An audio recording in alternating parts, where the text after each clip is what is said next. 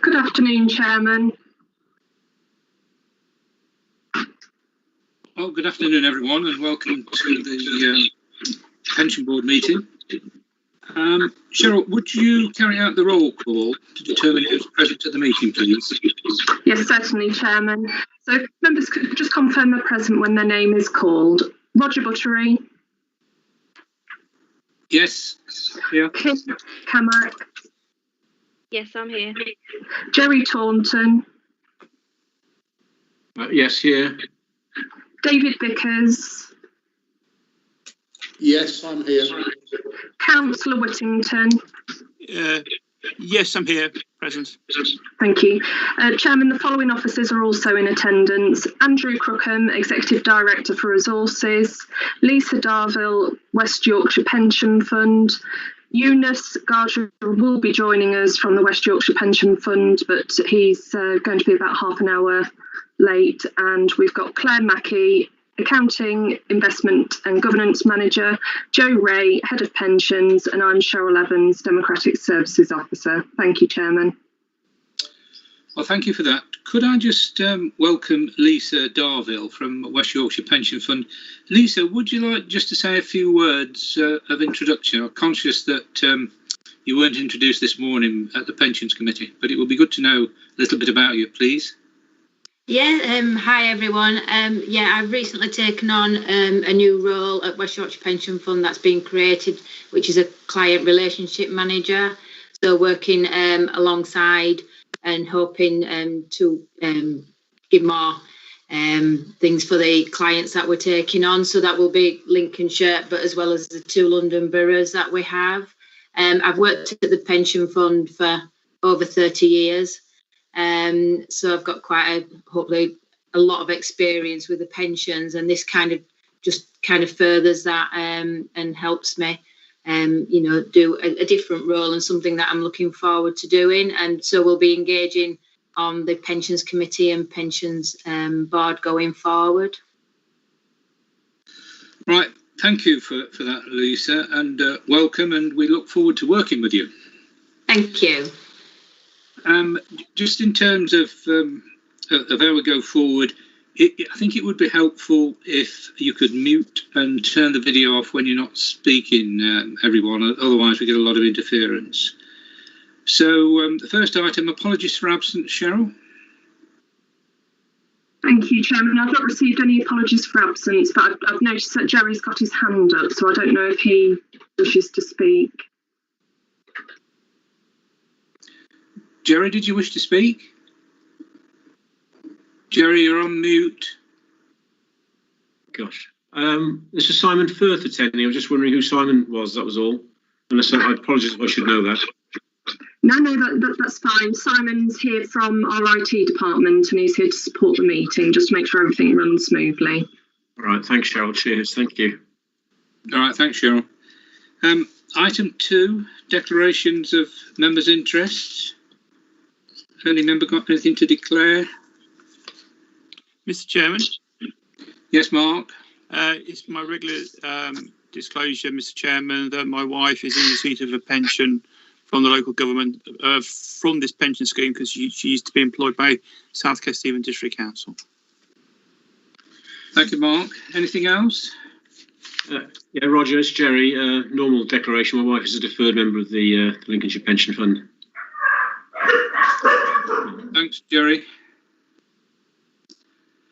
So shall we move to item 3, minutes of the meeting held on the 7th of January 2021, pages 5 to 10 of the agenda pack. I propose that the minutes of this meeting held on the 7th of January be confirmed as a correct record. Can I seek a seconder, please? Chairman, Joe's got a hand raised at the moment, so I don't know if you want to bring Joe in at this point. Joe? Yes, thank you. Just before I say anything on this, could I just say a couple of words thanking board members for the questions that they provided in advance. We have shared them with all the relevant officers presenting the papers, so they should be covered either directly within the presentation of the reports or at the end of the presentation. However, if you think your question hasn't been answered fully, then obviously please raise that during the presentation or afterwards. And as always, there's opportunities at the end of every report to ask questions. But before the minutes are approved, please can I just discuss 2 questions that had been raised on the minutes, just to answer those? Yeah, sorry, Joe. I should have mentioned that. You see, short-term memory loss. Apologies. That's okay. There were 2 that were raised. One was whether the accounts have been signed off yet, and the other was whether the Border to Coast deep dive report had been shared from January's committee. So I think Andrew might like to respond to the accounts question. Yeah, please, Andrew. Thank you. Thank you, Chair. Thank you, Joe. Yeah, so not quite there yet with the accounts, but very, very close is the main message, as I relayed also to the committee this morning. So I'll just remind the board of where we'd got to. So the Mazars had raised a query with our valuation of the energy from waste plant. This is in the council's accounts, not the pension fund accounts, just to be clear about that. Back just before the accounts deadline in November, we've enlisted a specialist valuer for that asset. That work's been completed. The valuation of the assets come back well within the tolerances of materiality. So our proposal is we aren't going to be changing the value of that in the 1920 accounts. It'd get updated as a matter of course for the 2020-21 accounts, which will commence in April. Where we're at is that final sort of quality assurance and work throughs with Mazars, the auditors at the moment. We had been hoping that it would have been signed off and everything by now by this committee and the audit committee that we've got tomorrow, but not to be. But we're as I said this morning, we're a matter of days and weeks, not months away from that, getting that sorted now. So we'll probably endeavour to let the board know in writing that that's been done when it has been done. But it's not very far away now. It's just in the final throes with Mazars. But happy to take any questions. Thank you for that, Andrew. Jerry, are you content with that, where we are? Sorry. Yeah, I suppose so. I'm a bit surprised. I don't quite understand how it's taken so long to resolve from Mazar's point of view, not from Andrew's point of view, but it just seems to be taking an awful long time. We had the discussion back in January and I thought it was being resolved. It just seems to be taking a long time, that's all I would say. But other than that, no, the answer is what it is. So. I don't think we should. I think we should move on. Jerry. Oh, right. Okay. Otherwise, Andrew might say too much. Chair, if I can just add a bit of context, if that's okay, because I think we're all frustrated with where we are and how long it's taken, and I think me no more so than others, being the person responsible for the accounts as the chief finance officer for the council. But just by way of context, with Hilco, who we engaged to do the specialist valuation for the energy from waste plant, had 127 key lines of inquiry in terms of various components of the asset. It's a very complicated asset, and the way that we do accounts now is all those various elements have to be taken account of in that valuation. So I think we're content with whatever we've got now as a valuation will hold forth going forward. So there won't be a repeat of this episode, I guess, again with this particular asset. It's completely taken on board. It's taken a long time, but the time frame taken is very much a result of how complicated the asset actually is in terms of how those various different components add up, I guess. So. Thank you, Chair. So it's not a Mazars. From your point of view, it's not a Mazars issue anyway in terms of the delay their side. Not really. No, it took us a while. It took some time to determine what the actual issue was. We then had to go through the process of getting the valuer. Naturally, the current pandemic circumstances where difficulty getting on site with certain times and what have you, and contact with people has made it more challenging than it would be in a normal year. So I'm not pointing any fingers at anybody in that. It's just been I guess it's a product of the circumstances that we're working in at the moment. Mark, I think you wanted to ask the question as well. Thanks, Mr. Chairman. It's actually just to sort of advise the board that the portfolio holder for Finance Resources, Councillor Martin Hill, is also leader of the council, is aware of this. I'm his executive support councillor as well, and I'm well aware of this issue as well. And it is a bit disappointing. I think probably Bazaars probably did raise the issue fairly late on in the audit process, which I don't think sort of helped the situation. But I had a meeting, I had a resources briefing update pre-meet with Sue Maycock yesterday, who's one of Andrew's team, and Sue was fairly hopeful that we'll have a resolution to this fairly soon. But as I say, the senior councillors at LCC are aware of this as well. Thank you. Thanks, Mr. Chair. Okay, thank you, Mark. Joe, I think we're over to you. Do you want me to comment on the next point? You're muted, Joe. Sorry, it's so well today. Sorry, yes, please, Chairman. I was going to ask if you could just update on the question on the deep dive report. Yeah, I've not shared this yet with my fellow chairs. Normally in May, the chairs of the pension board within Bordered Coast have a meeting. This is normally arranged by George at South Yorkshire. When he raises it, then I'll put this on the when he fixes the meeting.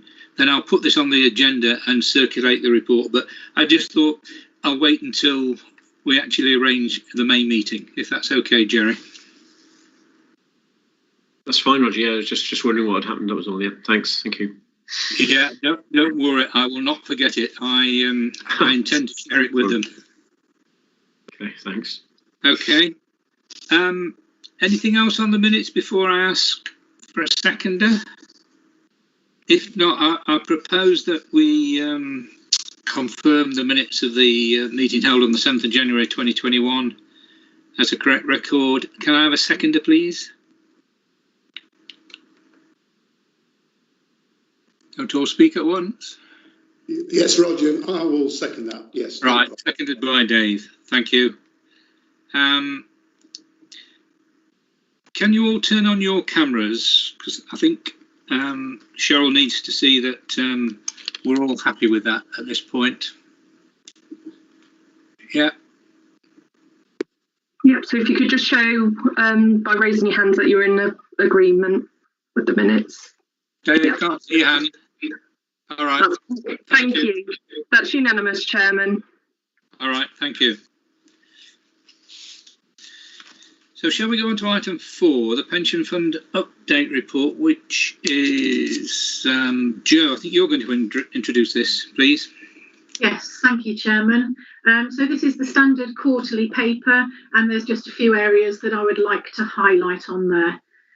Section 3 on page 12 provides an update on the risk register.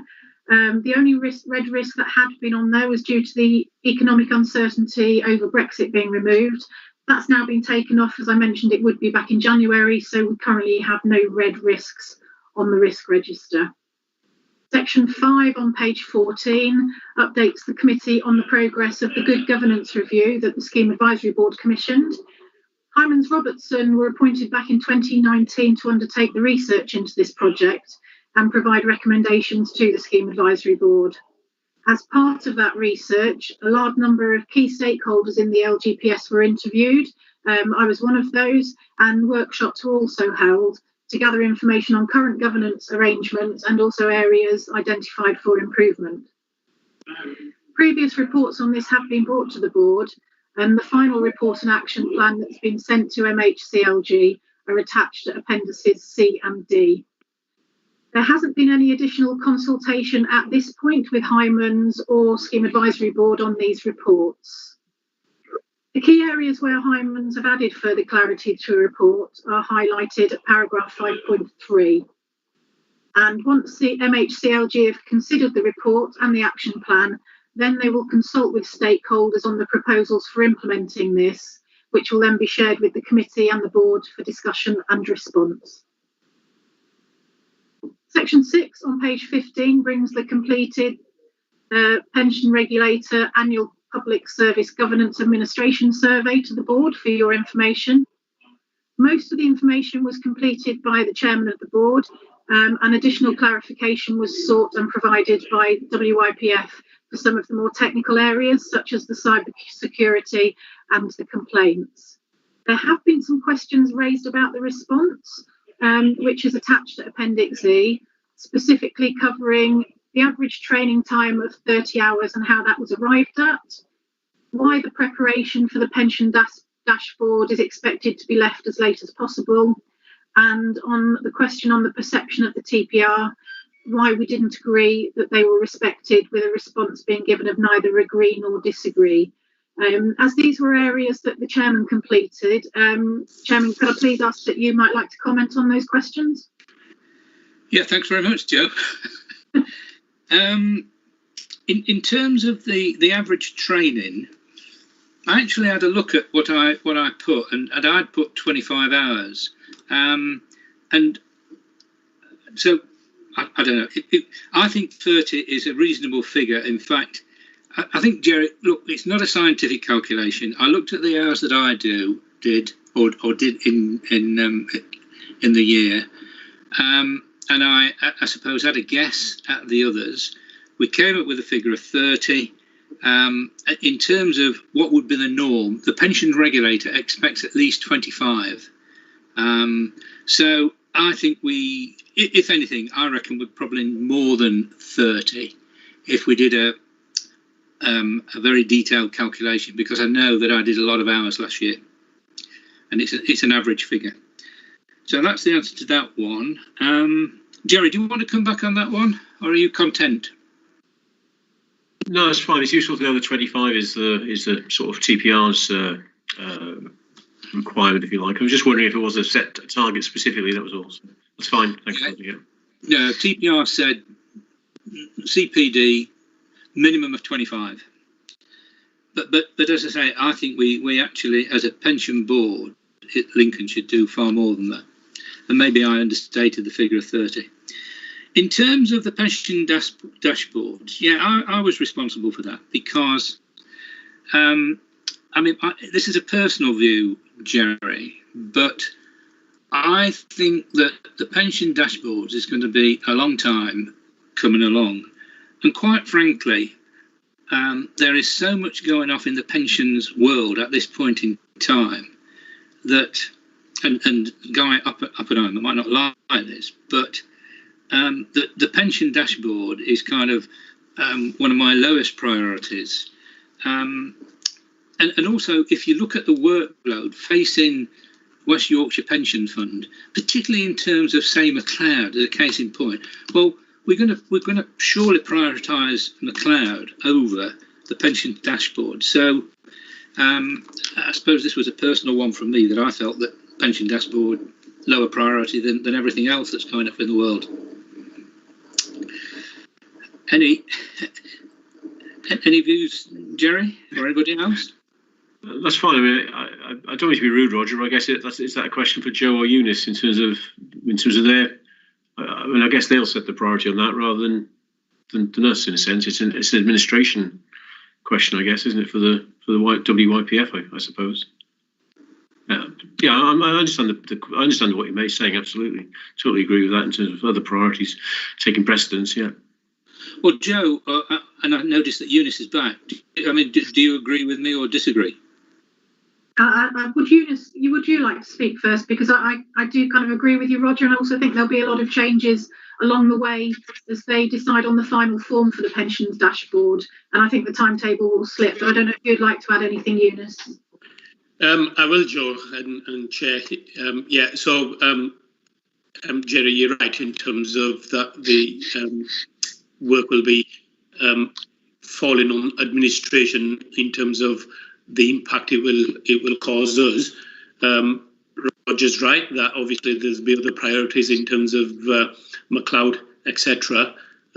We will be taking part in the pensions dashboard, but we certainly won't be early adopters or taking part in any test data cuts or anything like that, because as you'll see from my reports, etc., we have lots on our plate at the moment, and what we don't want to get into is get into early stages and then there's lots of changes and then we've got to invest more time and effort into all that. So we'd rather the project be at the final stages where everything's agreed, everything's finalised, and then we'll come on board. Having said that, we have got our pension software administrators taking part in the spec for the data collection and data uploads, etc. So we've got some representation on there as well. So we'll, as part of our regular meetings with Civica, we'll feed our thoughts through them rather than actually engage with the pensions dashboard at this stage. Okay, that's very helpful. Thanks, Eunice. Thank you. Okay, and then the third one was the pensions regulator. Well, Jerry, you know, I'll stick my hand up. This was a personal view based on experience, you know, I've had a couple of run-ins with the pensions regulator, and I think that they are extremely bureaucratic. They are very niggly on occasions, and if they can, they will levy fines. And I mean, some of the experiences on the money purchase or the DC side, particularly with the DC requirements, and this is all to do with the chair's statement. But if they missed, you know, kind of just one sentence or something like that, then pension schemes, trustees were fined. And, you know, you kind of think, hang on a minute, you know, you're there to regulate. Why don't you go back to them and say, look, this year you ought to have done so and so. We'll be monitoring it going forward. So, what you have to, what you probably ought to accept is that at least I was kind of, I don't want to agree or disagree. I didn't kind of go on the disagree side because I could easily have done that. I mean, on another occasion, I was involved with a very middle-sized scheme. The covenant was unbelievably strong, and we extended the recovery period, but they were down on us like a ton of bricks, and it was a pretty unpleasant experience. So, as I say, it's a personal view. That's why I went for the middle ground. Don't know whether that would help. Again, you disagree with me. I didn't know. Maybe I should have picked it up. Well, I didn't know it was you who actually put the comments, Roger, but that's fine. Thank you. I've still got the scars from that one, Jerry, I'll tell you. I had some dealings about negotiating an exit from a pension scheme, and they were actually quite helpful. But that's, again, it's just personal experience, different people, I suppose, as well. So, and I think a lot depends on who you actually get. You know, which team, which case officer, etc., etc. Yeah. Okay. Right, Joe. Does that answer those three questions? Yes. If Jerry's satisfied, I shall. Move on. I'm satisfied, Joe. I'm satisfied. Thank you. Thank you. So if I can just then move on to section 7 on page 16. This refers to the objectives set for the independent investment advisor to the committee, Peter Jones, following the CMA order in 2019. Objectives were also set at the same time for the investment consultant, and these will be reviewed later this year. Both of these roles are non-statutory. However, there is a statutory requirement for the committee to take professional advice in any decisions they make. Both of the roles cover investment and funding only, and the committee doesn't currently have a governance or administration advisor. So these roles are specifically about the investment side of managing the pension fund. The objectives for the independent investment advisor are set out at Appendix F. And Peter was asked to self-assess against these objectives. His responses are set out at paragraph 7.2. At their meeting this morning, the committee reviewed the responses from the investment advisor and considered whether there were any changes or improvements required. None were suggested, and the advisor was thanked for his useful and helpful updates on the global economy. Moving on to section 8. on page 17, which details the upcoming tender for the investment consultancy service currently supplied by Hymans Robertson. This will be done through a call-off from the national framework, and as with the actuarial tender, we're looking at creating a working group to undertake this process, and that process is set out at paragraph 8.5. Therefore, following the May elections and the County Council AGM, officers will request volunteers from the Pensions Committee to participate in the group, and a recommendation for appointment will be brought to the October Pensions Committee and the process shared with the board. That's all I was going to say on the fund update paper. Hopefully I've answered the questions that have been put forward, but I'll happily take any other questions. Thank you. Are there any other questions from Pension Board members, please? No? Joe, can I just ask one question? And it goes back to the good governance review. I mean, you said that you were approached, what have you. Do you know whether they approached any pension chairs or pension committee chairs or pension board chairs? Because I certainly wasn't approached. Although I did send some comments in at the very start of the exercise, kind of before governance, before phase one. I couldn't tell you exactly who they interviewed. I know they interviewed a wide range from Section 151 officers, pension committee chairs, pension fund officers, to try and get the differences of opinion, particularly around some of the conflicts of interest side, because that was one big area where some funds had been struggling. They also had a number of workshops that were held at various conferences, and some specific workshops that had been held in London in 2019, it would have been.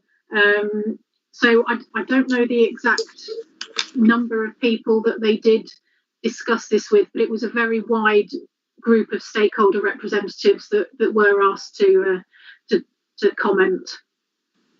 Okay, thanks, Joe, for that. Anything else from anyone? If not, can I propose that the report be noted and we move on to the next item of business, please? Okay. So let's move on to item 5, and Eunice is back. Eunice, can we work on the basis that we've all read the report and you know, perhaps just highlight the key aspects, please? Yeah, absolutely, Chair. I'll briefly go through the report and, as you say, just pick out the key items. The first item I want to pick out is the key performance indicators. You'll see from the report that work volumes continue to be high, and KPIs are all but met in most of those cases, and most of those met considerably well as well. So we're quite pleased that during this busy, difficult time, we're still maintaining high volumes. During this period as well, we have taken on 3 other new fire authority clients and 1 other LG client, which is the London Borough of Barnet as well. So maintaining these standards while still taking on new clients has been really pleasing for us. Sorry, if I just move on to customer surveys as well. As you know, we send out regular customer surveys. Most of the responses we get back are quite positive. Any we get where there's negative complaints, then we do investigate and find out the reasons. See from this quarter, there was 1 negative response that we had back. On investigation, I think it transpired that most of the issues were because the member was looking at linking their 2 periods of employment together, and we were still waiting for information regarding termination of the first employment. For the internal disputes procedure, 2 cases only at stage 1, 1 against the rule of 85 protection not applying for a member, and then the other one was an appeal against the refusal of an ill health pension, which was passed back to the employer. The rule of 85 one was where we had pure qualifying service in the record when we took on the records from the previous administrator, and we discovered that these periods of service should not have been in the records, and they inadvertently kind of brought forward the retirement dates, not retirement dates, but dates where members could have full pension without any reductions. I wanted to touch on section 5, which is the admin update, particularly the CEM benchmarking. Some of you might be familiar with CEM in that up to now they have been doing the investments benchmarking, but more recently they've taken on benchmarking for pensions admin within the public sector. So we've taken part in this. This is the second year we've taken part, and the key headlines there regarding some of the cost and service levels are shown there. One of the benefits of participating in this particular benchmarking is not only does it compare your costs, but it gives you a service score as well. So it's looking at your service and then it gives a score as well. So our pensions admin costs £15.28 per member, £10.84 below the adjusted peer average of £26.12. And I know there is a question from a board member regarding this. So I'll come to that in a minute. Some of the areas where we've scored highly on is member services, where we are above our peers. Our service over the telephone, service level agreements, i.e. KPIs, benefit statements and general feedback to members as well. Areas where we were below our peers was the secure member website, in that we have fewer members registered for the website, but hopefully that will change this year, because we are looking at sending electronic ABSs out, and the expectation that members will be able to view the ABSs by signing into the portal. Meeting members individually, obviously it's been difficult to do face-to-face meetings with members during the last year. And then there's one on tracing members. I have an issue with that in terms of I'm pretty sure they've not interpreted our data correctly, or we've maybe not made our data clear in terms of what we actually do. And then estimates, and I'm not sure what the issue on the estimates was. Maybe I know early on we because of backlogs, etc., our turnaround times on estimates could have been better, and certainly has improved a lot. So that probably explains that one. Chair, can I just ask whether we leave the questions that have been submitted to the end, or do you want me to answer them as we go along? It's entirely left to you. If it's easier to answer them at the end, then do so. Yeah, I think that might be. Yeah. Okay. I'll leave them till the end. Before I cover technical issues, which I'll go back, I'll just mention the budget. So the budget this year, we are quite pleased to say, really, that our cost per member this year has come out at £13.22. That's against our budget, which was £15.08. So in effect, what that means is that there will be a £3 rebate per member to Lincolnshire, which will be shown as an adjustment in next year's invoice.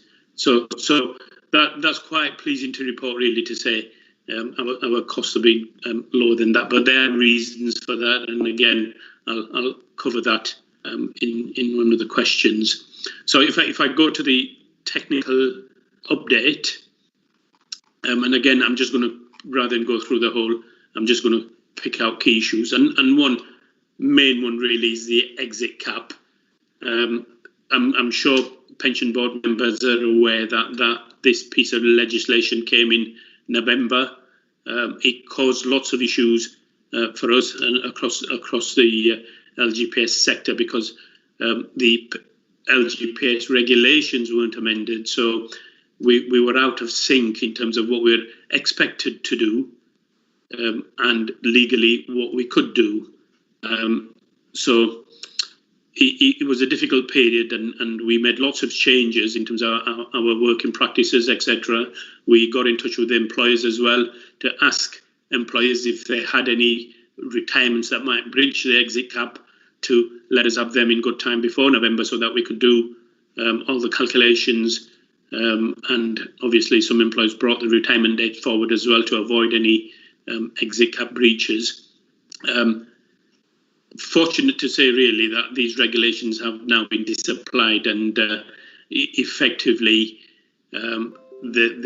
where cases have breached, then there is retrospective action required now from funds to put those members back in the position as if the regulations had not applied. Pleased to say really that across our funds we haven't got any cases where members are breached, so we don't need to look at recalculating any pensions, repaying any benefits, etc.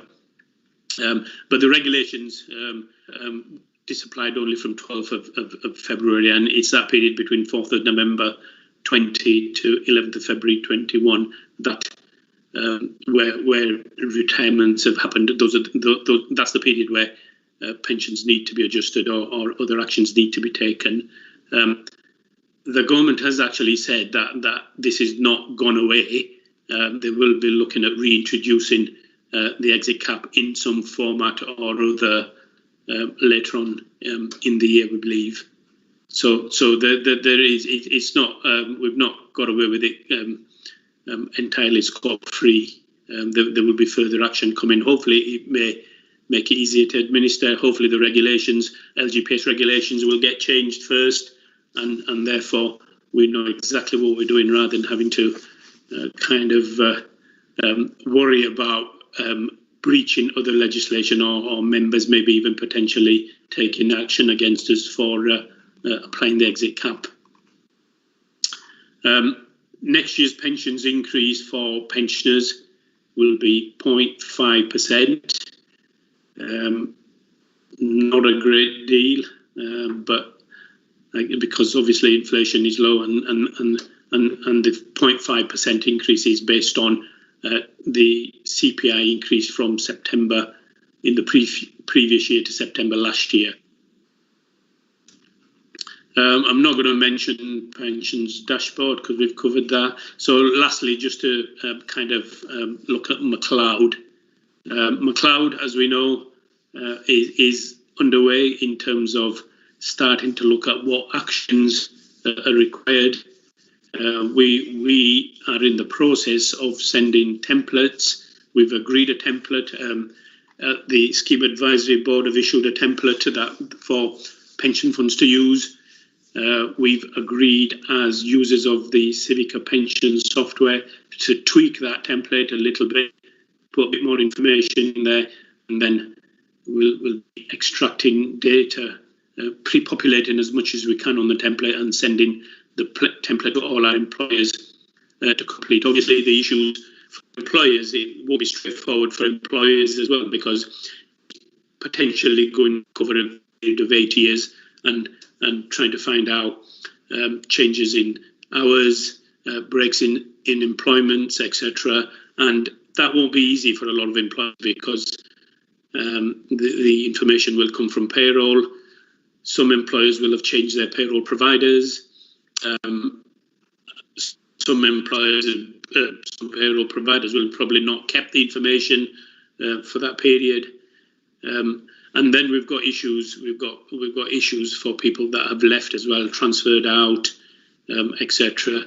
To get information regarding them as well. So this is probably one of the biggest pieces of work that's coming our way, and it's something that we've started looking at, not just in terms of pension systems, but in terms of resources within the fund as well. We are looking towards our Civica pensions system supplier to automate calculations when we get to that phase. At the moment, we're far from there, but when we get to calculation stages, we would expect them to automate as much as we can, as much as they can, so that we're avoiding manual calculations. and the system does the bulk of the work for us. But regardless, there's lots there for us to deal with. So I'll leave the pensions admin report there. I will answer some questions and then maybe take any further questions that might arise. One of the questions I got was about the CPI increase of 0.5% and why that's lower than some of the other public sector schemes. And the reason for that is when we went to the 2015 scheme, each government department decided on their own accrual rates and the category valuation rates, and generally where the accrual rate is lower than the revaluation rate, the revaluation rate will be higher. So in some of those other public sector schemes where the accrual rate is not as good as ours, that's why their revaluation increases are better than ours, and that's the reason for that one. I think the other... sorry, Eunice, can I just interrupt? Dave, are you happy with that? Yes, Roger, thank you. Thank you, Eunice. The only reason I raised it was that there's quite a range, isn't there, of the revaluation rates. I mean, go from what, 2.4 down to the local, to the 0.5 for local government. It just seemed a very wide range in, revaluation rate. And it was just a matter of interest as why local government was that much lower. But that's fine, thank you. As long as there's a reasonable answer, that's fine, thank you. Thank you. Our accrual rate is 149, so that is quite generous compared to the other schemes. One of the other questions was about the employers that exited from the fund. There were two employers. One was Lincoln Arts Trust, and this is because their funding came to an end from the City of Lincoln, and any deficits, any liabilities have been subsumed by the council. The other was Langworth Parish Council, and they've not had any active members for over 2 years now. And I think Joe decided that probably that they needed to close in terms of getting a cessation valuation and seeing what the situation was. I think there was a small deficit, and probably that's with Joe to chase up or resolve. It's a Lincoln Pension Fund issue in terms of how any deficits are dealt with. There was a question, so I hope that answers that question on the two employers. You happy there, Jerry? Yeah, that's fine. That's fine. Thank you. Yeah. Thank you, Eunice. Okay. The other question was around the costs and our costs being better than the peer averages. I don't think I can share a screen on here. What I probably wanted to hide. Am I able to share a screen? Do I sorry, I don't know if I'm able to get presenters' rights on here. If I could, I think I need to be granted. Oh, right. I've just done that for you. Yeah, let me see if I can find.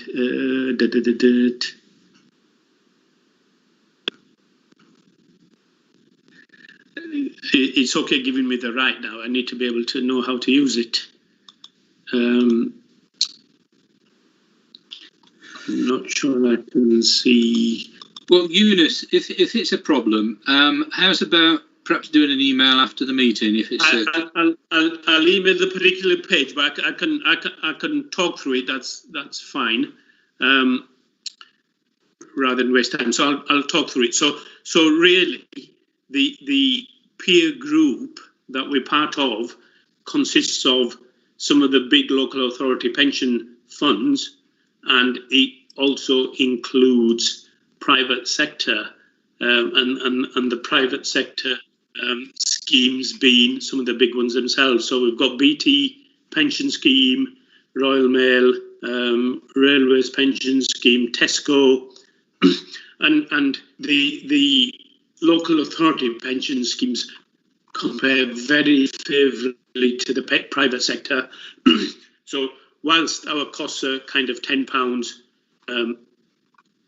below the group, in fact it's about £7.66, but they've done an adjustment to take into account the scale and then some other area that we scored well on. So it's kind of increased our difference to £10.84. But the local authorities do compare very favourably, and our cost of £15, roughly what was shown on there, is not that much different to the other big schemes that took part, the other big local authority schemes that took part. So it's really the private sector that are well ahead of their cost per member, and hence why ours looks so good, because it's measured across the whole peer group rather than just LGPS funds. And that's the reason. But what I'll do is I'll email across the summary sheet, which kind of breaks down this £10.84 difference, and hopefully will give you more light in terms of the particular areas where we've done better. So on head count, we're £2.69 better than the peer average. Salaries and benefits, we're £2.46 better. Accommodation, we're 6p better. HR and training, we're 46p better. Spending less per member on IT, we're £2.39 better. And that kind of accounts for the difference, really. So hopefully that answers that question. But again, I'll circulate that summary sheet, and then if there's anything further on that one, then happy to come back on that one. Jerry, are you content with that? Well, sort of, yeah. I mean, I just find it amazing how they were so much better. I mean, maybe the comparison with the local authority schemes is more relevant, which I can understand the private sector differences, I suppose. But this is when you look at governance costs per member, they're 80% better, and again, it just struck me as being sort of unrealistic. But again, if you've got private sector schemes in the comparison, then maybe that's fair. I don't know. But if Eunice sends that across, then let's look at that, and we can see from there. Have a look at that. Joe, you've got a question. It was just a clarification, actually, just on the governance costs. They're relevant to the West Yorkshire Pension Fund as opposed to the Shared Service or Lincolnshire Pension Fund. So I just wanted to make that clear. That actually isn't anything to do with our governance costs, which are different and are recorded in our annual report each year. Thanks, Joe. I think what we're going to do is let's see the schedule, Eunice, and then perhaps Jerry will decide, or he can email me whether we want to take it further. I mean, all I would say, Jerry, is that in my experience, West Yorkshire's costs are extremely low compared with anything in the private sector. I assure you. Yeah, absolutely. I wasn't aware. It does say public and private, looking at that again, so it was my mistake for missing that. So yeah, it's just such a big. But yeah, if we look at the schedule, I'm sure that will explain it anyway. So that's fine. Thanks. Okay, thanks for that. Okay. Yeah. Okay. Thank you. The other question was around the budget. No, the other question was about the internal audit report. Oh, I've got that as well. Somewhere there's a question on budget as well, I think. Oh, right. There was a question on budget. There was two questions left from me: the budget one and the internal audit one. Oh, right. Apologies. Yeah. So on the, I'll internal audit report first. So on the internal audit report, yes, there is one recommendation still outstanding, and it is definitely planned to address this one. We couldn't implement that in the timescales that we could for the other changes, because this is part of a bigger change in terms of our phase three development of our monthly contribution postings. And the particular one is not that we don't do them. Yeah, we get contributions from members that have left or retired, and the current process is that those are posted manually. So obviously what we're looking to do is have those posted automatically, but because these members are retired, it's difficult to do within the current automation process that we have set up. So when we start work on phase three, which I will admit is behind schedule, then that change will be implemented in there. So it's certainly not forgotten about. It is on our radar, and we will address that hopefully sooner rather than later. Happy with that, Jerry? Yeah, that's fine. Yes, thanks, Eunice. Cheers. Okay. The other question was on the shared service costs. So I think if we go back to the pensions admin report and look at the question which was around the employee costs. So I think the comparison that you've made in terms of a 36% increase in employee costs from forecast 2021 to budget 21-22. Personally, I feel that the comparison should actually be made with not the forecast, but the actual budget 2021 against the 21-22 budget. And reason being that was a budget we set out at, which was 8167, rather than the comparison you're making of 6779, because that is what we've actually achieved, and there's a whole range of reasons why we've underspent. A lot of that is to do with our revised structure that wasn't implemented until September last year. So we've made a bucket full of things, I'll say, in terms of all the new posts that we have on the structure that we budgeted for, that we haven't appointed to, all the posts that achieved grade increases that were implemented until September. So there's a lot of staffing costs that we've saved on. Additionally, we've got lots of vacancies as well. So rather than spending 8167, we actually spent 6779. So the actual comparison should be between 8167 really and the revised budget. And comparing with the revised budget, then it's gone up by 13%. And that's reasonable because we will be spending a little bit more this year or next year because we've taken on new clients. We've obviously got McLeod on the horizon as well. So it's catering for those factors in terms of looking at our resources as well to cater for additional workloads. I hope that answers that one. Joe, you wanted to comment?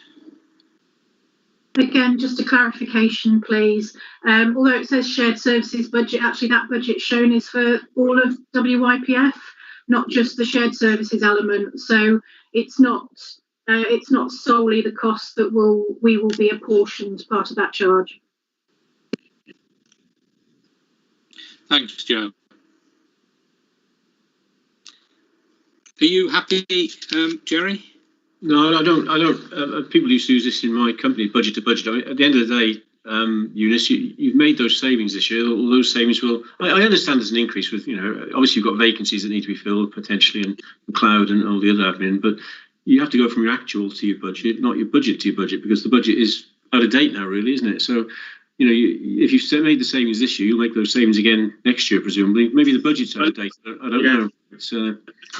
I think the point is that we won't get the savings next year because, in theory, all our restructure has been implemented. We've taken on new staff. All our recruitment has started. We've made a number of appointments, and we'll continue to make some more appointments. So I don't anticipate that there's going to be any particular big savings that we made last year just by having all those vacant post and not paying the revised grades for those. So I'm not an accountant, so I won't disagree with what you say, but from my perspective, the actual budget that we set is what we intended spending, and if everything had been in place from 1st of April, that is what we would have spent.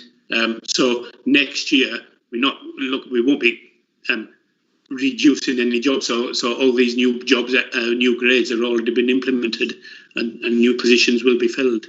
I understand that. If it's slippage from this year and jobs being filled, then obviously that's a difference. Yeah. Okay. Yeah, I'll leave it at that. All right. Thanks. Right. I think that answers all the questions. Yeah, I think that answers all the questions that were sent in. Are there any more questions now, please?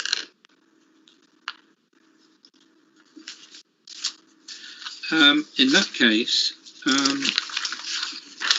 can I suggest that, well, I'll propose that the report be noted and we'll move on to the next item of business, but in the process, Eunice will send us that schedule in due course.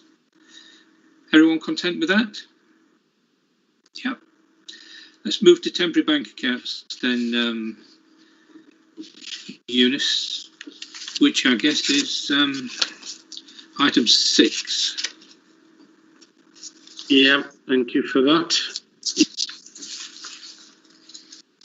Okay, so temporary banks account, obviously you are aware that we, for a number of years, we have set up temporary bank accounts for deferred pension abilities and for refunds as well, for lost contact refunds as well, where we've lost contact with the individuals. So there's 2 areas really: one, deferred members and pensioners, and then the other post-14 leavers who have not claimed the refund for within the 5-year period, and therefore we set up temporary bank accounts for them so that when they do claim the monies, we can release straight from the account. The summary shows the numbers of accounts we have and the amounts in those accounts. So for lost contact pensioner deferreds, the number of deposit accounts has increased to 60 from previous 50. The total value of those accounts is £47,225. The reduction on the amount previously held of £51,743.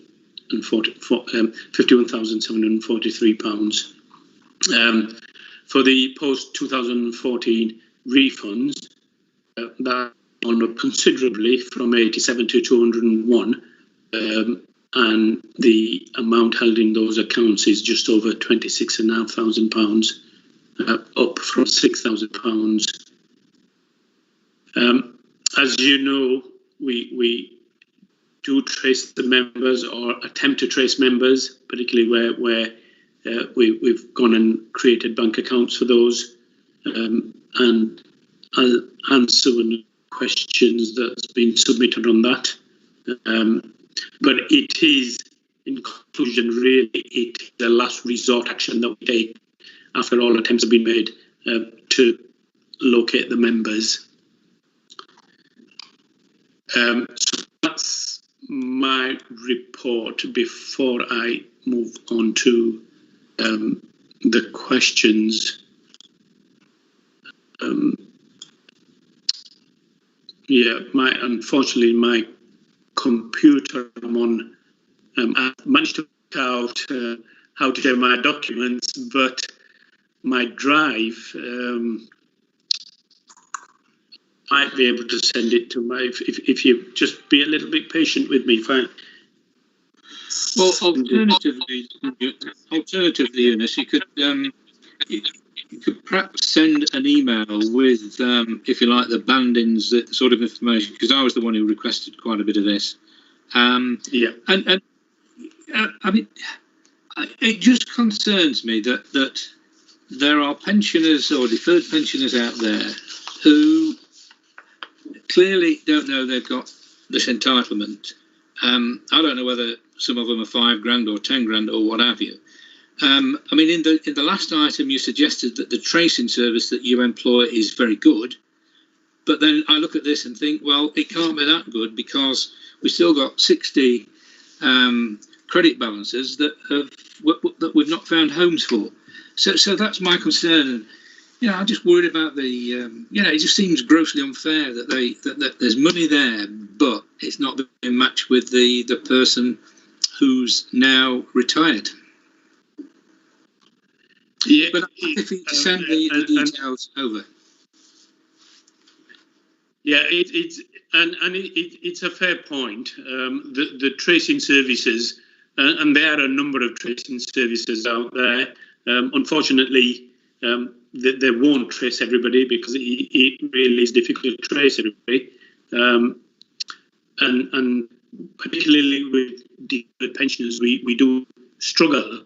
And prime reason we struggle is because people move around and sometimes they have very small pensions and they just don't tell us. And that's one of the biggest issues is people not telling us that they've moved.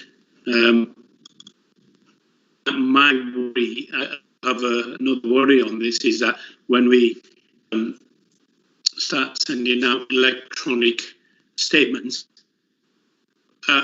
potentially that's somebody not getting a paper copy, not somebody not remembering or being made aware that they have got a pension entitlement.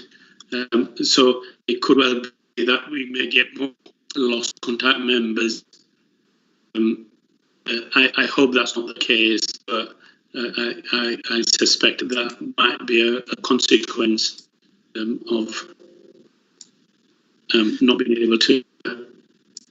Well, if you've not got an email address, you can't send the electronic statement. But Eunice, I think in the interest of time, if you send an email to Joe or Claire or both, and then Joe and Claire can share that with us, and it will pick up my questions and also Dave's, if that's okay, please. I'll tell you what I've got, Roger. So it's not banded, but it's every individual account, and the date the account was open, the account was closed, and the amounts in those accounts. Hopefully that gives you, obviously there's no personal details in terms of those accounts belong to, but that gives you very good information of maybe what periods accounts are open, and then when accounts are closed, the balances on those accounts. So I will share that with you. That's fine. I don't have any concerns about that. Okay. Can I just ask if I can talk through our tracing process, because that again was one of the questions. We as soon as we made aware that somebody we lost contact with, i.e. the return piece of post that comes, we immediately tried to trace those members, and it's only where we don't have any success that will open a deposit account. Quite often it'll be because they've died or something else has happened. But there's been odd occasions where we know from information we've received from other sources that but it's still at that address, and if that's the case, we will actually go do a physical visit, get them to engage with the change bank accounts or anything else for that matter. Once a year we review all deposit accounts as well to establish if there's anything that changed. So there's an annual exercise that happens for all these lost contacts. Deferred members, we trace them, or we attempt to trace them 3 months before their benefits are due for payment, because that's the most likely time that we will find them through other sources, i.e. DWP records, etc.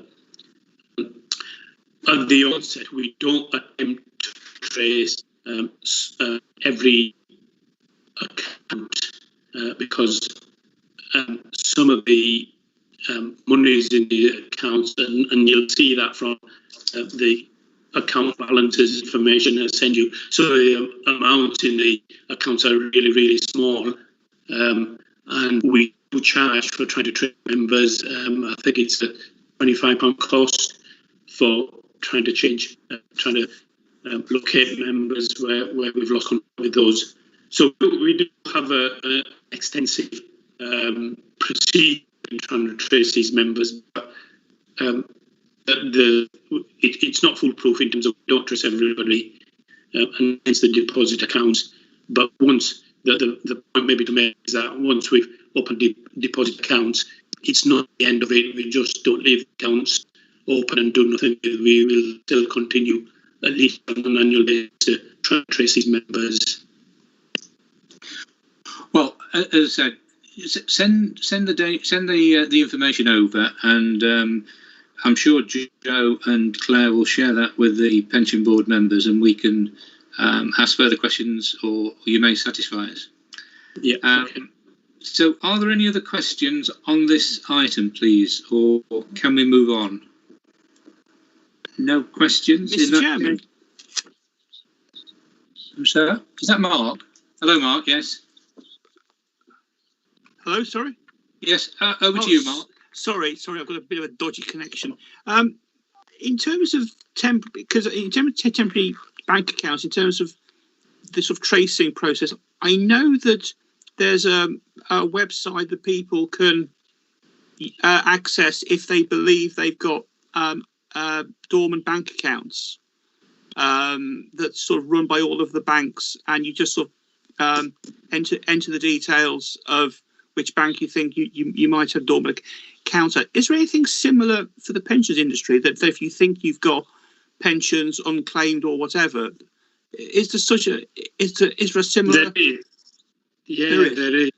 Yeah, there is. People can put their details in, and it would.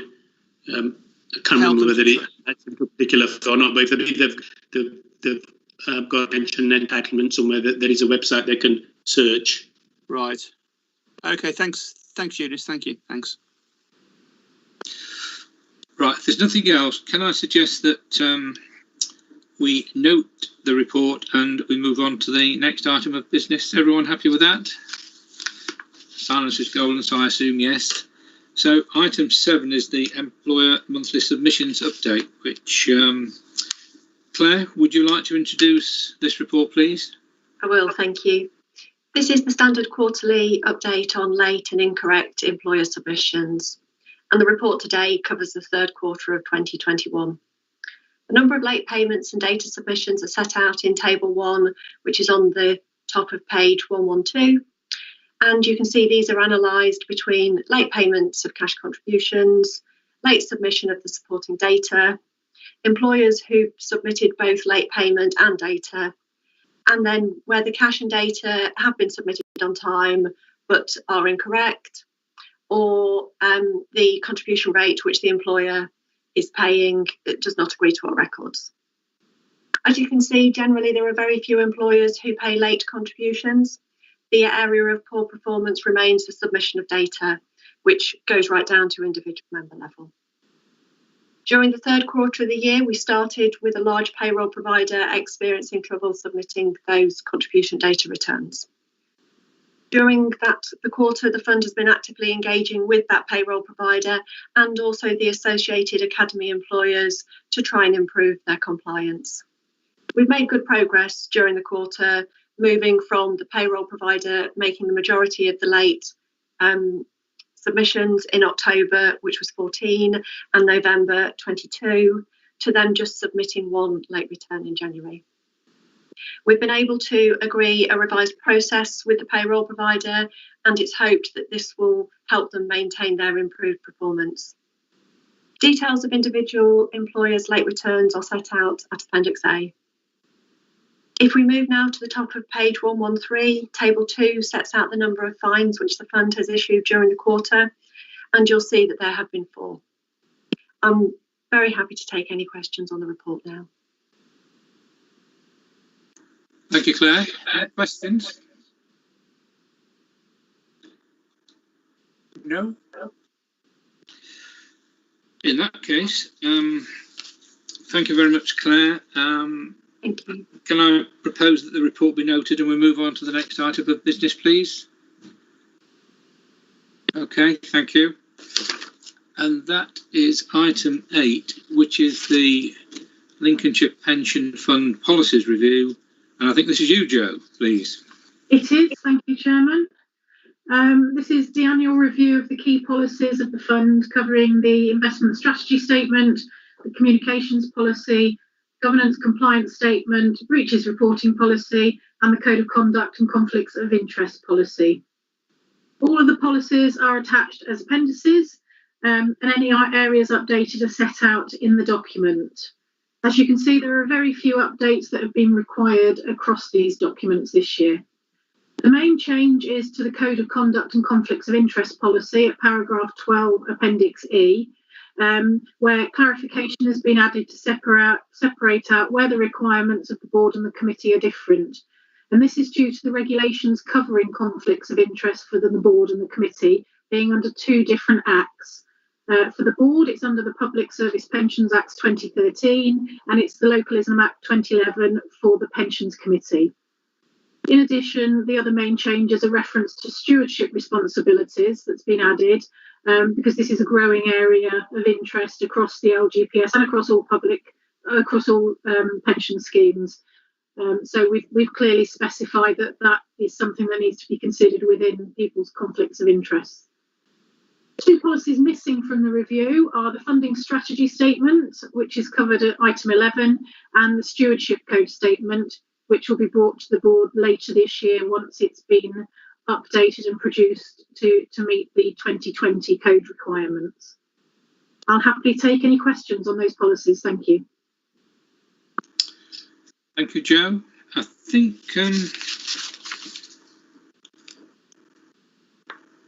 Jerry, are you happy with the answer on page 121? Yep, happy with that? Yeah, totally happy. Yeah, very well answered. Thank you. Yeah, it's all answered. Thanks. Thank you. Are there any other questions? If not, thank you very much for that, Joe. And I propose that the report be noted and that we move on to the next item of business, which will be item 9. Is that right? The business plan? Yes, thank you. That's me again. So this paper brings the annual business plan to the board for your information, and it's attached to Appendix A. It sets out the objectives of the fund, some statistics on the funding level, looking back over a few valuations, and the cash flow position. It shows the resources, the budget, key tasks for the year ahead, and a look back at how we progressed with the tasks set last year, the key risks of the fund, and then a forward plan of the meetings. A lot of work has been done over the year, and generally progress on key tasks has been good, but where tasks have not progressed as we would have liked, then this is due to factors that have actually been out of the control of the team. The 2 new tasks for 2021 are the investment consultant tender, which I mentioned previously in paper 4, and a staffing and structure review that we expect to undertake during the year. This is just to make sure that we're appropriately resourced to meet all the current and future requirements. Outcomes of both of these will be brought to the committee for consideration and to the board for information. The forward plan is quite flexible, so additional papers or training will be added to that as required. There was one question received on why 2021 shows that all board meetings were held as expected. That is correct, because the cancelled one last year was actually in March, so it was the previous financial year. So hopefully that explains why that isn't shown in there. But I'll be happy to take any further questions. Thank you. Any questions for Dave, please? Yes, thank you, Roger. Can I just raise just one issue that I didn't think about earlier? But we talk about changes to potentially the pension committee because of the upcoming elections. Bearing in mind that representations on, and this is where I'm going to go, border to coast, Eddie, the chairman of the pension committee, would attend the Border to Coast Board, wouldn't he, as a matter of normality with you, Joe? If there are significant changes, not just in Lincolnshire, but across the pool, the Border to Coast pool, is that a risk that needs to be recognised? The role of the Joint Committee is oversight of the investments, and these are all obviously brought down to the individual pensions committee as well for that oversight. Not all of the 11 partner funds have got elections or are expecting to have changes, so it is I would say perhaps more of a potential issue in that the training that will be required and the understanding. I mean, that has been discussed at various meetings with Border to Coast and the Officer Operations Group, and also mentioned at the Joint Committee, and Border to Coast will assist in training ahead of the next Joint Committee meeting. And then obviously at each individual fund, we will be required to ensure that our chairman is fully up to date and has an understanding of the role that the committee and the chairman individually has with Border to Coast. So I just think it's something that happens quite regularly with changes anyway, even if some, because elections are held at different times, some members stand down for different reasons. So there is ongoing change sometimes with the individuals that are represented at the Joint Committee. So I don't think it's not an area of concern that I have, as long as we as officers and work alongside Border to Coast to ensure that we do the appropriate training with whoever takes any new seats on the Joint Committee. Dave, Yep. do you want to come back? No, that's fine. It's just something that came to mind. It hadn't raised, it hadn't really triggered with me, but thank you for that, Joe. That's fine. Thank you.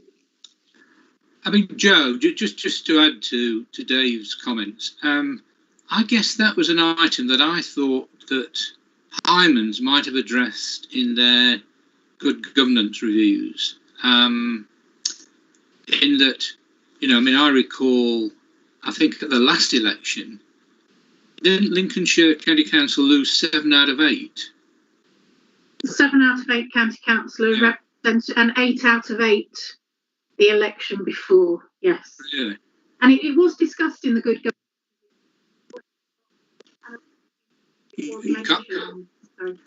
Joe, we lost. I think we all lost that, or I did. Research into the good governance review. I think the difficulty is because it is public money. You know, the pension fund is managed within the county council as the administering authority. Therefore, there has to be certain representation from that administering authority. One of the things in the good governance report does look at representation from other employers. So there is potential, and it depends what MHCLG come out with in the final document for consultation, but there is potential for a change in the structure of more three additional members. Right. And 8 county council representatives. So it is discussed in the good governance review, and it is always an issue. Yeah, it is. Yeah.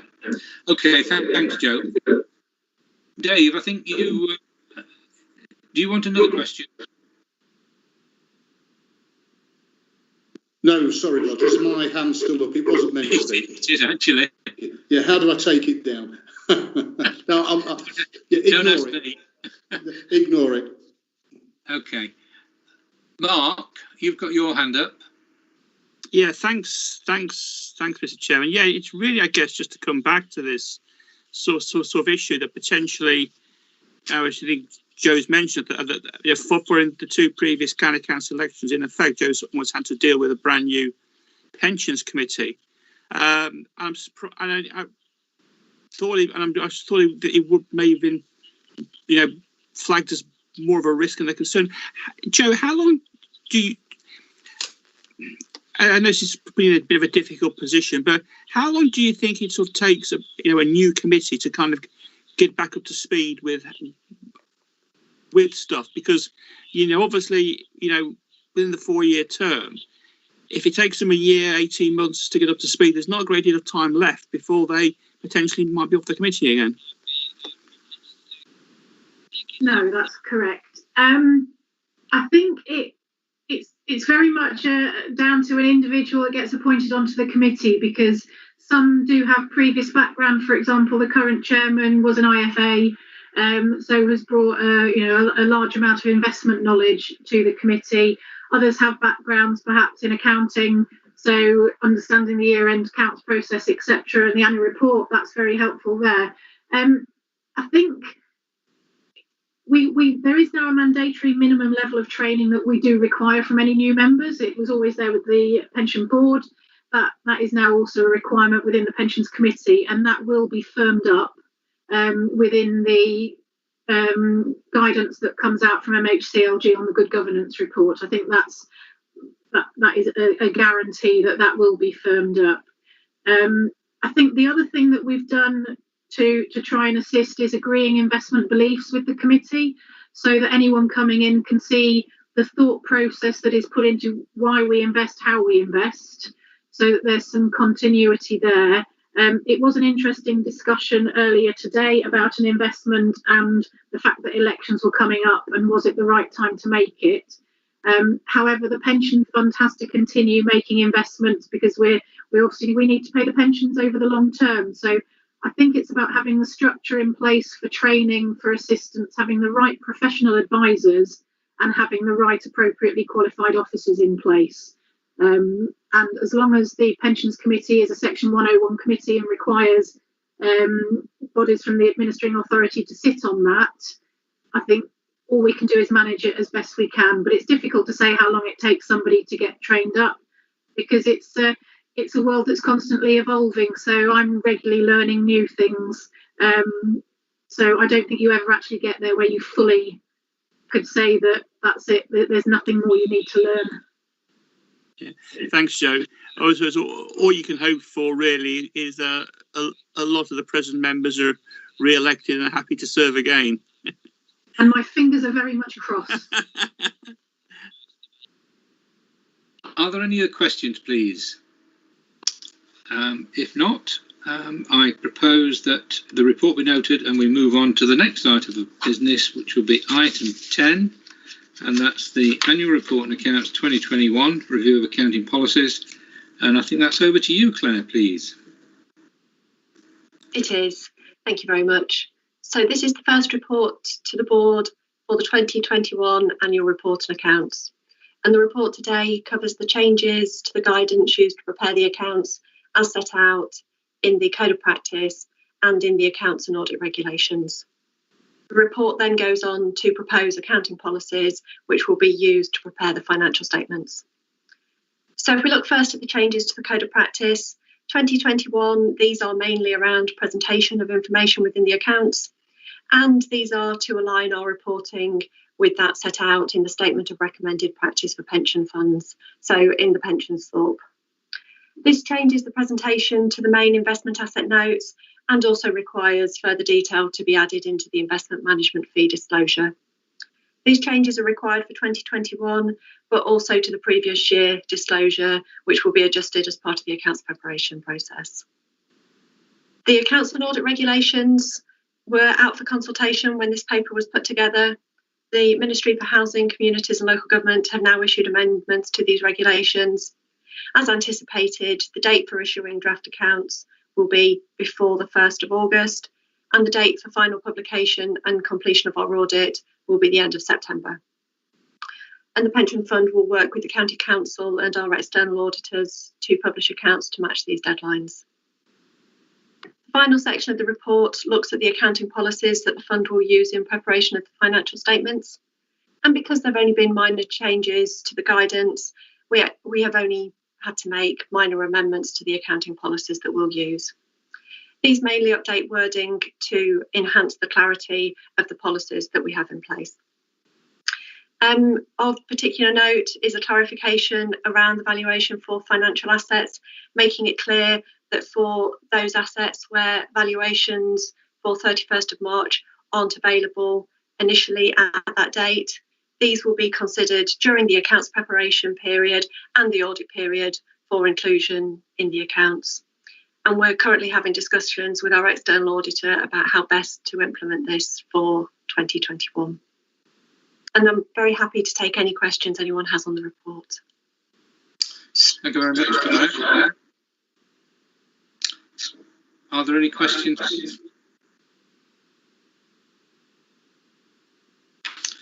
No? Can I suggest then that we note the report and move on to the next item of business, please, which is the Lincolnshire Pension Fund Funding Strategy Statement and Employer Flexibilities. And I think this will be you, Jo. It is, thank you, Chairman. Following the appointment of Barnett Waddingham as the Fund's Actuary from the 1st of January 2021, the funding strategy statement has been reviewed. As set out in paragraph 2, there haven't been any material changes, and a full-scale review will be undertaken as part of the 2022 valuation process to update it for the new methodology used by Barnett's. Some of the changes that have been made, they refer to the regulatory changes required, which introduce new employer flexibilities following the LGPS Amendment number 2 Regulations 2020, which came into force in September 2020. However, guidance from MHCLG and the Scheme Advisory Board was only released in its final form in March. These allow for more flexibility for employers with contributions both on exit from the fund via either spreading of exit payments across a number of years or allowing employers to remain in the fund with no active members but receiving secondary or deficit contributions from the employer, and also via interim contribution reviews between actuarial valuations. We're now required to have policies dealing with these new flexibilities, which cover the deferred debt and debt spreading and contribution reviews. And the aim of these policies is to protect both the fund and the employer. Policies are set out attached as appendices B and C, and further detail on the policies is set out at paragraphs 6 to 12. And officers work very closely with the actuary to prepare these policies, and they've been sent to employers for consultation alongside the updated funding strategy statement. I had a number of discussions with employers about the policies, but no negative feedback has been received, and the consultation closed yesterday. There was a question about the policies being referred to as Appendix B and C on page 196 and 197, but actually this is in reference to the reports appendices as opposed to the funding strategies appendices. So I think that is correct. And then one other point was raised about 2 paragraphs in the contribution review policy where an error appeared. So thank you for spotting this. I think it's come from the conversion from the Word document to the PDF. So I will make sure that that's corrected in the final version that we publish. So apologies for that. That's all I was going to say on those policies, but I'll happily take any questions. Thank you. I think we should congratulate Jerry on well spotted on that item. Any questions, please? No? So if the board's content to note the report, can I propose that the report be noted, and we'll move on to the next item of business, which is Pension Board membership, item 12. And I think that's you again, Jo, please. It is. Thank you, Chairman. As the board are aware, there are 2 membership positions up for renewal from July 2021. This paper just sets out the roles they are and what the process is for each role, covering the appointment of the board members. So following 2 terms across 6 years, Dave Vickers' position as scheme member representative is up for nomination. This is the non-union scheme member representative. This position is open to all fund members, and the various mediums that we have or will use to attract interest from scheme members has been set out at paragraph 6. Anybody interested is offered an informal chat with me, and if they wish to put themselves forward after that, then they just need to submit a brief note explaining why they're interested, with some background information, how they'd represent scheme members, and providing some information about any similar or relevant experience. And the closing date for nominations is the 31st of May this year. And the other post, following one term covering 4 years, Councillor Mark Whittington's position of LCC employer representative is up for renewal, and representation from the council will be sought following the council elections in May. Both of these positions will be welcome to the Pension Board meeting on the 15th of July. And apologies, there was a date error in the conclusion at paragraph 12, where it should read July 2021 rather than going back to July 2015. So apologies for that. I think Councillor Whittington would like to ask a question. Mark, up to you. Thanks, Mr. Chairman. Yes, potentially this could be my last meeting of the Pension Board. Obviously for two reasons. The first one is I face the voters on the 6th of May.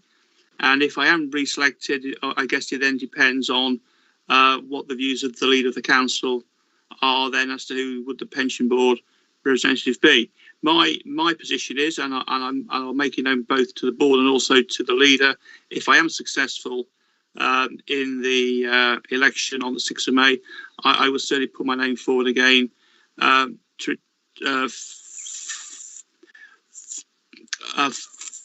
the employee representative post. Thank you, Mr. Chairman. Thank you, Mark, and well, we wish you every success in the elections, and hopefully we'll welcome you back. I think you enjoy the Pensions Board. I have to say. Oh, sorry. Sorry, Mr. Chairman. I have to say, I really have enjoyed the term I've had. I've learned an awful lot about what goes on with the pensions fund. I've enjoyed meeting with all of the, with yourself and all the other members of the board, and also with members of the pensions committee. I've enjoyed the training sessions and various things that we've been on as well to improve the knowledge. I think it's really valuable. Obviously, it's one of the key sort of employer benefits that LCC and all the other members of the scheme have is the wonderful nature of the pension scheme. It is really important. I just wish that more members potentially maybe shared my enthusiasm, shall I say. But certainly, Mr. Chairman, just once again, many thanks, and I've really enjoyed the this 4-year term. Thank you. Thank you, Mark. That's very, very kind of you, and I say we wish you well. Jay, I think you've got a question. Well, all I was going to add, I'm in exactly the same position, aren't I, really, as Mark, and I would concur with everything he's just said. I have spoken to Joe. I mean, just to let everyone know, I have spoken to or emailed you. I can't remember, Joe. Did I speak to you? But similarly for me, I would be pleased to continue if that is the outcome. But what I will say is that, I mean, I don't want to stand in. I've done 6 years. I've had 6 years in this role, and I wouldn't want to stand in anyone's way if there was a need to refresh or look forward. So it's a matter of saying yes, I would like to continue. In the same way Mark's saying, I do enjoy and find the meetings. You might say enjoyable. It is a strange statement on pensions, isn't it? But I will see where we go. I mean, it could be my last meeting as well, couldn't it? So if it is, it's like a goodbye from me as well. So I will leave it there. But what's the best way? Do you want me to formally put something forward? I'm in a slightly different position to Mark, aren't I? But should I just express my interest, like you say, Joe? Yeah, that would be very helpful, Dave. Thank you. And then we will obviously the administering authority will look at any expressions of interest. I'm sure we'll be inundated with them, and we will look at that. But yes, please, if you can formally submit your expression too. Thank you. Okay, will do. Thank you very much. Thank you. Thank you, Dave. And fingers crossed. Can I just ask Joe? It's really on a follow-on from Dave's. When it says the administrative authority will consider the submissions, is that kind of a several people? Is it you? Is it you and Claire? Is Andrew involved? I don't know. I have no idea. Yeah, the last time we did it was when Jerry was appointed on the employer side. And that was, I think I had an initial conversation with Jerry, and then he came in for a chat with both Andrew and myself. So that is how I would see it happening again this time. Obviously, Andrew, as the scheme manager, would make the final decision. I think first time round on the scheme employer, and last time on the scheme member, there weren't any other submissions other than Dave again. So I'm perhaps slightly tongue-in-cheek when I say I think we'll be inundated with interest. I guess really my question was, let's say you've got half a dozen. Not saying you will, but quite interesting. Just a digression. I mean, with another big pension scheme I'm involved in, they've had, I think, 14 applications for a member-nominated trustee. So obviously that will go to the vote. But I just wondered, how will you, maybe I shouldn't ask this, how will you determine if you get half a dozen? I would discuss with Andrew as to the best way that we should take that forward, because as I say, we haven't had that happen before. It has just been about, are we comfortable with this individual? So if we had a number, then I imagine we would basically do some interview-like sessions to see who would be most appropriate. Andrew, did you want to come in? Yeah, if that's okay, Chair. Yeah, well, yeah, just similar to what Joe said there, really. It'd have to be an objective process whereby we could demonstrate, well, to you and the world, that we've gone through a robust process. Obviously, we were very lucky with Jerry when he applied last time, very highly qualified, very experienced, and, clearly we've seen that with his input on the board over the last, we'll be coming to 2 years soon, won't we? So, yeah, but it would always been actually identifying a process that was objective and one that would get the best candidates for the board so it can operate in the way that we want it to, really. I don't know if you've got any feedback about what either both Joe and I have said, but that'd be the starting point, I think. No. I mean, the serious question, and I don't know the answer to this, but let's just say, for the sake of argument, that you got half a dozen, and then you chose. Is it likely that some members would object and say, well, why didn't you follow the democratic process? So, if I kind of give you my example, where at the moment there are going to be 14 applications for one position. 3 of us will do an interview to see whether they kind of meet the grade, as it were. Let's say that's reduced to might be a dozen. It then goes out to vote, and the Electoral Roll Society look after it for us. So I wouldn't want us to be accused of that, but I don't know. I don't know what other authorities do, whether they go to the vote. I think it is. Sorry, if I can just butt in quickly, Andrew. It is within the terms of reference that was set out that it is the administering authority that will make that decision as to who to select to that position. So it's very transparent that is how the decision will be made, that it won't go out to scheme membership to vote. Okay, that's fine. Anything else on this one? Well, Dave and Mark, hope to see you back. I like continuity on the pension board. If there are no other questions, then assuming that the board's content to note the report, I'll propose that the report be noted and we move on to the next item of business, which is the work programme, which is Claire. It is me. I think we've just got the training needs paper just very quickly before we move on to the work plan, and it's simply the normal opportunity for the board to discuss any training needs that you think you have, and to talk about any training which you've attended in the last 3 months for the interest of other board members. Well, I'll open that up before I say anything. Anyone want to offer any courses they've been to? Dave. Well, I attended, if that's not quite the right word, is it? But it's I was part of the virtual group who sat through the Barnet Waddingham members' annual seminar, which was held in March.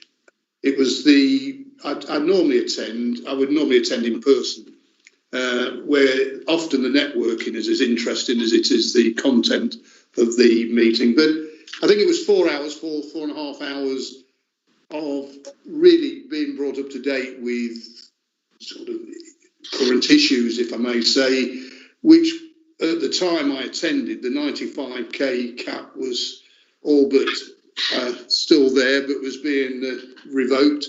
But we went through a whole different strand of different things. McLeod was always topical and such things. We even touched on fair deal, things like widowers' benefits. They're still a long-standing issue, apparently, on the pre-88 service that is not relevant to male members. So I always find it quite interesting, and I do support that particular meeting. So I did attend. The one surprise I did get is that part of the asset pooling, I didn't realise that 2 of the pools have refused to register with the FCA? It was a requirement, but they are not prepared to sign up, I understand, which I do find quite surprising. I mean, I thought it would be a total requirement. So I did put that down on my training plan as I submitted. So that was one of my 30 hours, Roger, I think, if you want to call it that I attended. But it can be a bit political, that one. If you get the London boroughs, I must say, it's sometimes there's a bit of debate. But just to give you an update, just to give you an idea what I did attend, it was quite interesting. Which one did you attend, Dave? I mean, I attended that one, but if you like, mine was the, in quotes, Cardiff one. So, I mean, I had kind of the Welsh crew. No, mine was the Leeds. It was still the Leeds meeting, albeit it did have a mix. Right. But it was. I've not made a note of the actual date I attended, but it was the one that would have been held in Leeds, Roger. Yeah. So I didn't go for the London one. I certainly chose to keep more local. Anyone else wish to add anything? Jerry? Yeah, Roger. Well, obviously there was the internal training session we had with Barnet Waddingham being introduced as the new actuary, wasn't there? There's also an LGA run update on LGPS issues, which covered McLeod and the exit cap as was then, and good governance. That was quite interesting. And other than that, I've attended, 3 of these regular Hymans Robertson, keeping the LGPS connected, some of which are more useful than others, I must admit. But a couple of them have been quite interesting, because one was the Scheme Advisory Board guy was there talking about good governance, and there was also the Pension Ombudsman was on one of the other ones. So I've been on 3 of those since the last meeting. Okay. Thank you, Jerry. I think you were next, Mark. Yes, thank you. Thank you, Mr. Chairman. Unfortunately, the only one I've been able to attend was the internal one on the 11th of February, wasn't it? I believe, Joe. Obviously, I'm the next one I'm particularly interested in. I know that the I believe it's the conference that normally takes place in Gloucestershire is now taking place online around about the 17th of May, 18th, 19th of May. Seems to ring a bell. I think I saw an email about it yesterday. So obviously my intention would be that if I was back on the board, that would be the next thing I would attend. But I believe this year it's going to be a virtual online over a couple of days. Thanks, Roger. Thanks, Mr. Chairman. Thank you. And Kim? Hiya. Yeah, I attended an LGPS webinar that was on, let me just check the name of it, the Scheme Advisory Board, and it covered climate and the LGPS. It looked at the climate risk, and then it also then went on to look at the interest rates and negative interest rates and how Brexit has affected it. So it was really probably more for committee board members, but it was good to get an overview of what's been going on. Well, thank you for that. Thank you. I mean, I have specifically local government or LGPS. I attended that LGA one, which I thought was pretty good.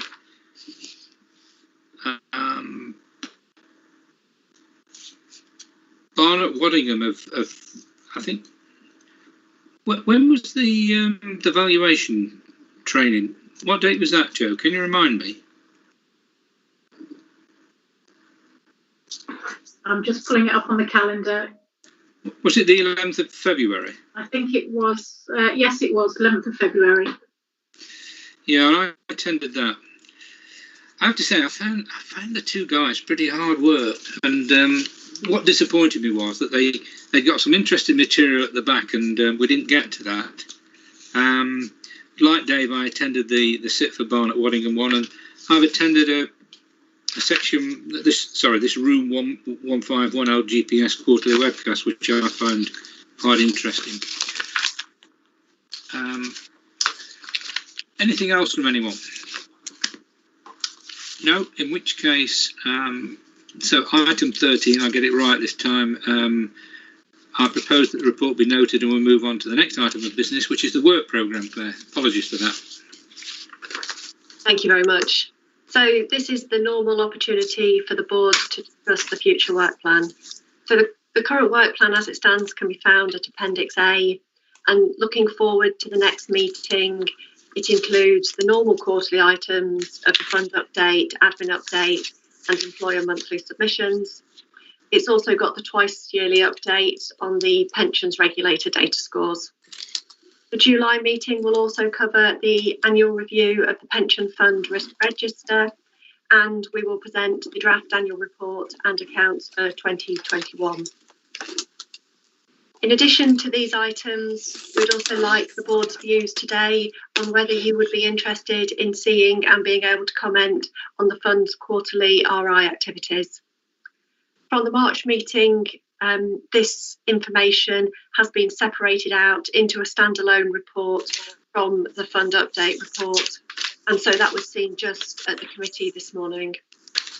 Although RI activities are primarily linked to the fund's investments, so not part of the board's remits, it has wider governance considerations which the board might be interested to keep under review.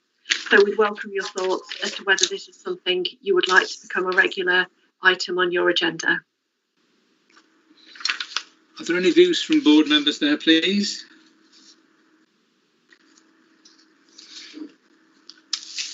If no one's keen to come forward, I wouldn't mind that coming, Claire, because RI, climate change, ESG, you know, I mean, I don't know, they're just being rammed down our throats at the present time. If anybody attended the PLSA investment conference last week, it was dominated by those items. And I mean, I did wonder whether, I think I raised a question on this, Claire, about whether boards, whether, you know, there's any thought being given to climate net zero carbon emissions by, say, 2035, and also on the human rights, whether the Pensions Committee or Borders to Coast are going to consider whether they should continue to invest in China, given their human rights record. Yeah, in fact, I'm quite happy to move on to that. That is the next thing. And then if, I don't know, do you want me to answer that, or I think Mark has a comment to make? I'm happy to do it in either order. Mark, sorry, I missed. No, sorry, right. No, it's one, Mr. Chairman. I think I'd sort of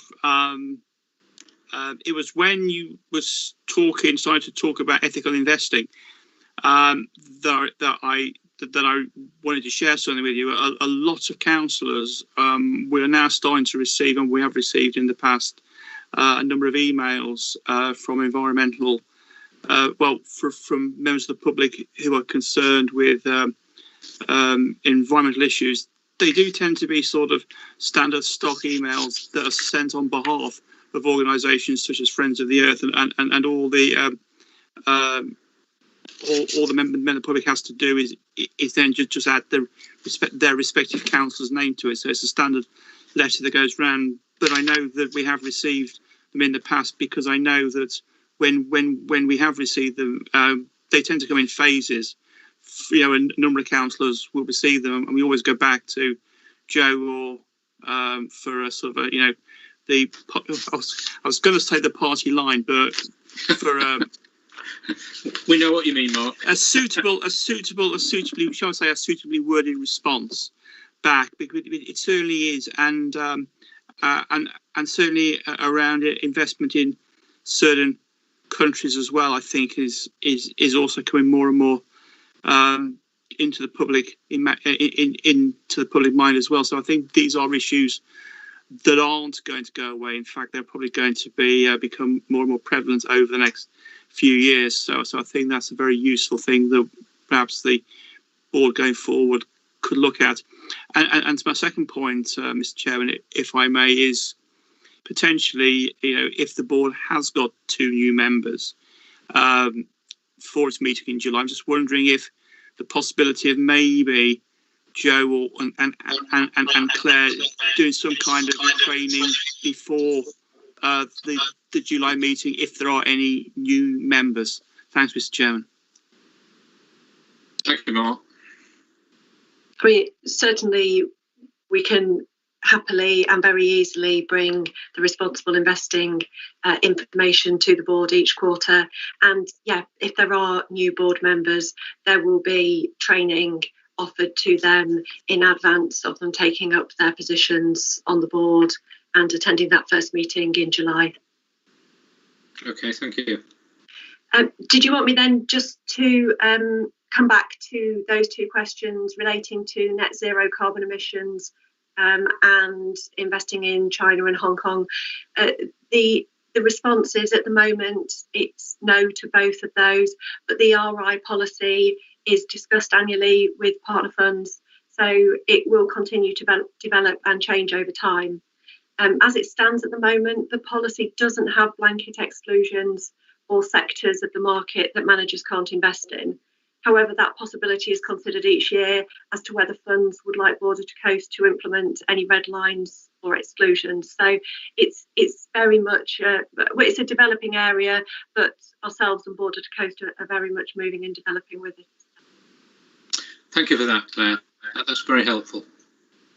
So I think we're confirming that we would like the RI included each quarter, and I'm assuming that no one else wants to add anything to Appendix A other than that one, because I think it's pretty long anyway.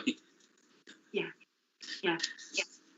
So can I assume that everyone is happy with that work plan for the July meeting? And if so, perhaps I can move that be noted in the minutes. That takes us to exclusion of the press and public. And can I propose that under section 100, brackets A, brackets 4 of the Local Government Act 1972 as amended, the press and public be excluded from the meeting for agenda item 15 on the grounds that it involves the likely disclosure of exempt information as defined in paragraph 3 of part 1 of schedule 12A of the Act. I could do with a seconder, please. Have I got I'm happy to second that, Mr. Chairman. Thank you, Mark. So, can I request that all those members in favour of the recommendations raise their hand so that they are visible in the camera, please?